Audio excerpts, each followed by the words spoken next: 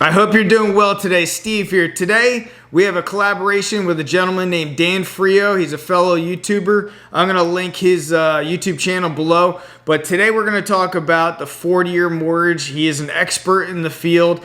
And in today's current climate, I think it's important that people understand the different financing options out there, and not all of them are necessarily good for you if you guys are intending on buying a home.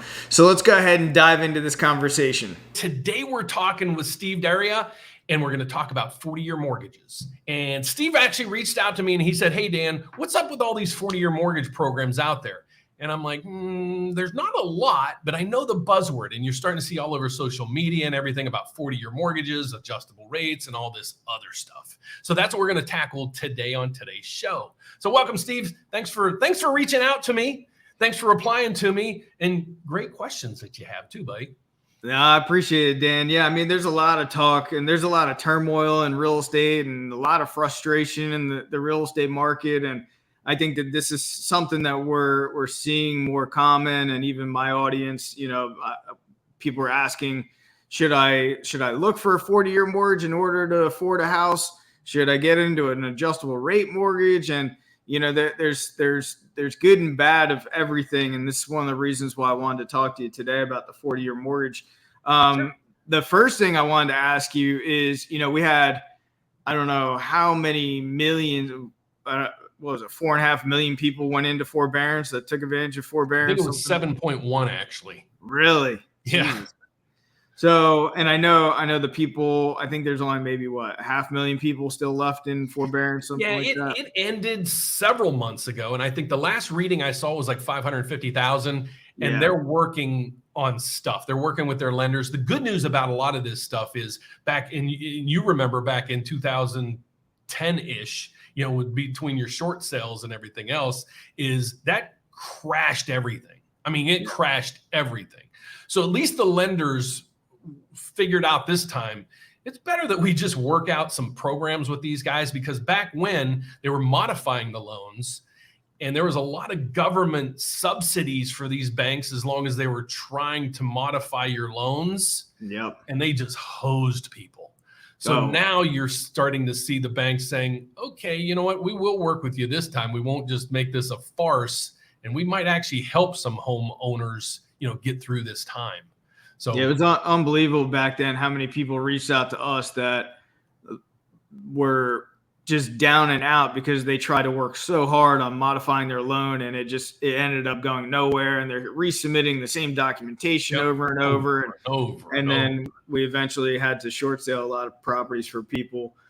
Question for you. Do you have any idea, and I don't even know if the data is out there, of how many people, because they did modifications, but I know some people opted to actually, in order for them to still afford payments, they modified into a 40-year mortgage coming out of forbearance. Do you know roughly how many people went into 40-year on just forbearance? No, I mean, I don't know. I don't think they really published that data. I just know there were the last time I looked into things, there was about over 500,000 people, not much over 500,000 homes, I'll say, that were still getting worked on.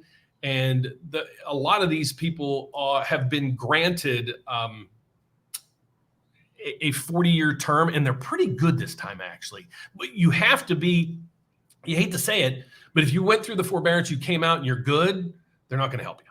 Okay. These are basically last ditch efforts to the bank doesn't have to take a loss. The people don't have to get uprooted and sell and move and everything else. That house then goes on the market. The lenders aren't in the business to own your house. I mean, everybody loses when a foreclosure takes place. So some of this week, actually, I reviewed two people's offers, and they were really good. I mean, really good. One offer I saw was 3.125 on a 40-year fixed rate. Really? Take it. I said that all day long. Take it. That's an anomaly, though. So basically, the 40-year program it's not widely spread out there yet. And let me explain to you the context of a 40-year mortgage. The 40-year mortgage was introduced basically just recently, that we've been hearing about on these modifications, or the people in the forbearance program, basically as a last-ditch effort to save that situation. But There's what's called non-QM loans out there. They're not subprime loans of past, but they're specific banks or lenders or finance companies will package up specific programs that they use their own money with to lend. Okay. They're offering in some particular programs a 40-year option. Is it good or is it bad? Well, let me just give you the context of what we're seeing. On a 30-year rate, those loans, and if I confuse you, just let me know. Just say Dan English, please. The most mortgages throughout the country are established through Fannie Mae or Freddie Mac. Okay, it doesn't matter if you go to me, you go to Quicken, you go to Wells Fargo, Citibank, whomever. We use Fannie Mae and Freddie Mac's data system to get your loan approved, and they also can, basically do all the rates and interest rates and the funding of loans and everything else. Okay, I'll just simplify it that way. So conventional loans, standard loans go through Fannie Mae and Freddie Mac. When you have what's called the non-QM loans, those are private lenders that create programs that they lend their own money to, that they send it out there. Those programs normally, the normal rate right now on most of those are about 6.5%, all the way up to like 8.5%. Okay. Again, on the conventional side of the equation, you're seeing rates in some situations at 6.25%. So it would still, you got 6.25% on the high end over here on a 30-year versus possibly 8 or 8.5 on a 40-year over here. You're probably still better off taking the 30-year fixed on this equation, unless it just doesn't work, or this particular program is something you have to, you can't get approved over here with a standard loan. You have to go with a non-QM loan. So it's not widespread yet, the 40-year mortgages. And I don't see them being widespread because Fannie and Freddie don't offer those. And then I can also talk about the mortgage-backed securities market if you want. But that's basically the mortgage-backed securities market is a bond that sells on Wall Street that is packaged up and sold to investors. And that money is being used for mortgages. So the MBS market doesn't work on a 40-year term. Everything is based on 30 years or 15. So they're kind of like portfolio loans, and those lenders are going to keep them in-house. They're going to hold on to those loans instead of It's just private money, basically. Yeah. Now, on my side, if I'm an investor and if I can lend it out at 8% on a 40-year term to somebody, I'd probably take it. Yeah. Just saying. Would I give them 4% on and hopefully get my money over a 40-year time frame? Probably not. But 6, 8. So that's why those rates are higher, because they're using private money, investor money, to fund these things. So most investors want a pretty good yield, especially if they're potentially giving their money out for 40 years. Yeah, I mean that's a long term, and there's probably more risk associated with it as well, which an opportunity cost. If something else comes in, like we see the market, I don't know what's doing now. I'm getting more gray hair every day watching the markets. Dude, I see you getting them too. But it's I don't know. The markets are just I just posted a video this morning. I can't wait for this day to be over with. This weekend I'm just unplugging. Yeah, I don't blame you, man. But So if somebody is, let's say they're not able to qualify, because we're hearing adjustable rate mortgages, and I've spoken my opinion about my thought process on adjustable rate mortgages, and they're not good for a lot of people. Mm-hmm. But some talk about the 40-year mortgages. What is your take? Like, if let's say one of your kids is like, look, I can't afford a 30-year mortgage, but I can go and do the 40-year at a much higher rate. Like, what's your take on it? Would you say, go for the 40-year, or maybe you should rent for another year and stack money and see what happens with housing, see if it comes down, or what's your take? I just I won't bail out. I'll just say it this way. It's an individual choice. I mean, I always say too, buying a house. I think you and I had a conversation. Should everybody buy a house? No. I mean, everybody shouldn't be buying a house. I'm the first proponent to do that. If my kids came in and said, hey, this is the only way I would qualify, that's kind of tough. If it's their first home, because you're over leveraging a little bit. But what I would look at is saying, okay, what are rents in the area, and how much would your mortgage payment be? So if it's the same in today's market, I might be saying, let's hold off a little bit. Let's just see if the markets start to cooler everything. But in some cases, if that payment would be decently under what your rent would be, then you start proposing, okay, do that, because nobody keeps a mortgage for 30 years, for 40 years. The average loan is out there, I think, like 8.6 years. Yeah. Okay. So when people always like, well, I'm going to pay this over the life of the loan or whatever, don't even look at that, because you're not going to be there for 30 years. I can almost guarantee you. So, maybe if it's their way of getting entry into the market, like I bought in 1989, my first home. It was an adjustable rate mortgage, interest only, ARM. It was the only way I can buy a house, and I'm glad I did, because my house payment was like $700 and my rent was going to be $1,500. Yeah. It was a kind of a no-brainer in that situation. I had that loan for 2 years, and then I got out of it. But it got me into the house, and I ended up selling that house 2-3 years later and made $30,000.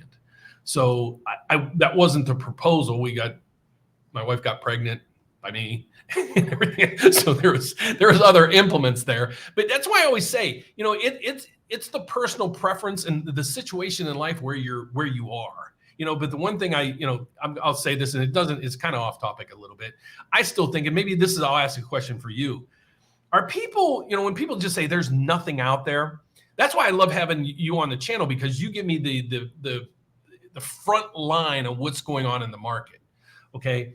Are a lot of people, they're in a 1-bedroom, 1-bath condo. Now they're wanting to buy a 4-bedroom, 2.5-bath, 3,000 square foot home. Is that what you're seeing? Or are you seeing people like, hey, I just want a small little house to get into, just to get my own place and get started in real estate?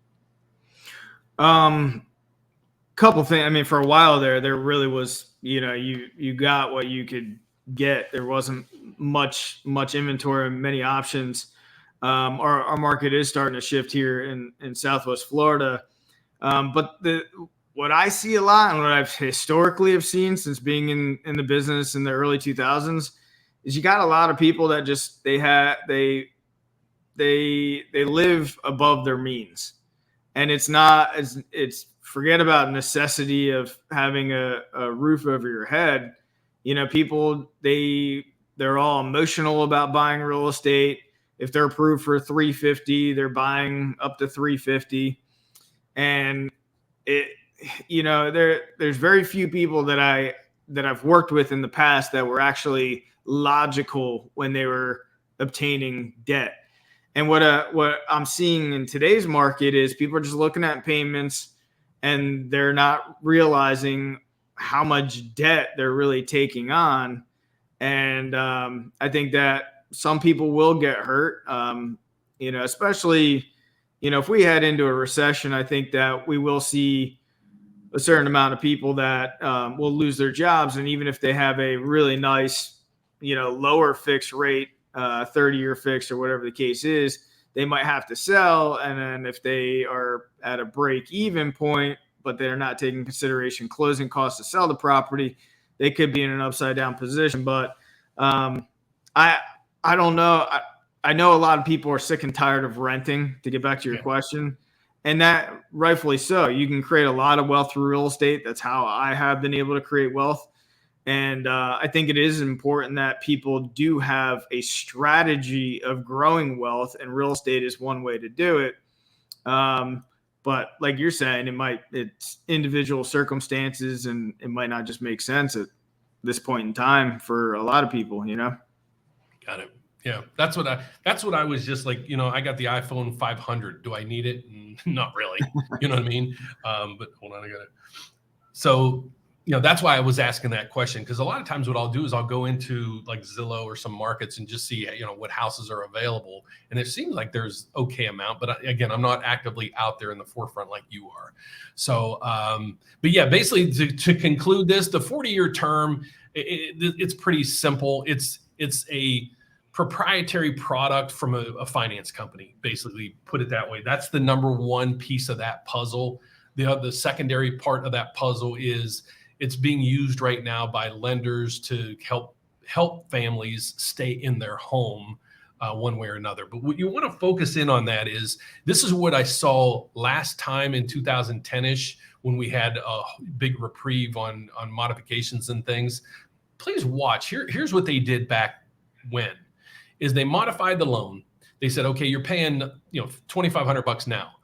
We're going to do everything we can to keep that payment the same, as close to that as we can, because remember, you're financing all this extra money. So then they would redo that mortgage on a 40-year term, and they would jump up the rate. Okay, so it would equate basically to their payment now. Those people just got hosed. Okay, Yep. and then they took any deficiency balance and added that to the end of the 40-year term. Yep. At that point, I mean, conversely, the person got to stay in the house. They paid that payment. Probably would have been what they would pay in rent anyways, and they still own the house. So, sometimes you got to take the good with the bad.